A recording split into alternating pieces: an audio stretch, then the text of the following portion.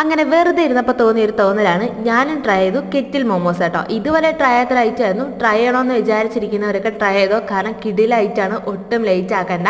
അപ്പോൾ പാത്രമൊക്കെ എടുത്ത് മൈദ ഇട്ട് കൊടുത്തു, അതിലേക്ക് ഉപ്പ് ഇട്ട് കൊടുത്ത് കുറച്ച് എണ്ണയും കുറച്ച് വെള്ളം ഒഴിച്ചിട്ട് നന്നായിട്ട് കുഴച്ചെടുത്തു കേട്ടോ.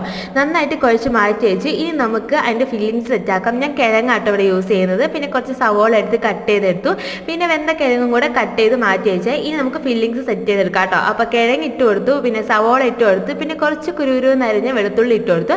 അതിലേക്ക് കുറച്ച് ചിക്കൻ മസാലയും കുറച്ച് മുളക് പൊടിയും കുറച്ച് ഉപ്പുകൂടി ഇട്ടിട്ട് നന്നായിട്ട് മിക്സ് ചെയ്തെടുത്തു കേട്ടോ. അപ്പോഴാണ് ഇതിലേക്ക് ആഡ് ചെയ്യാനുള്ള ഒരു ഐറ്റത്തിൻ്റെ കാര്യം കൂടെ മറന്നുപോയത്, കുരുമുളക് പൊടി. പിന്നെ അതും കൂടെ നന്നായിട്ട് ഇട്ടിട്ട് മിക്സ് ചെയ്തെടുത്തപ്പോഴത്തേക്കും നമ്മുടെ ഫില്ലിങ്സ് സെറ്റായേ.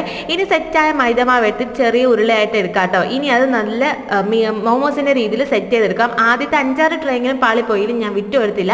പിന്നെ എല്ലാം ഞാൻ അടിപൊളിയാക്കി എടുത്തു കേട്ടോ. പിന്നെ കിട്ടിയതെല്ലാം നന്നായിട്ടുണ്ടായിരുന്നു. പിന്നെ ഷേപ്പ് ചെയ്യാൻ വേണ്ടിയിട്ട് കത്തി വെച്ചിട്ട് ജസ്റ്റ് ഒരു വര ഇട്ട് കൊടുത്തു കേട്ടോ.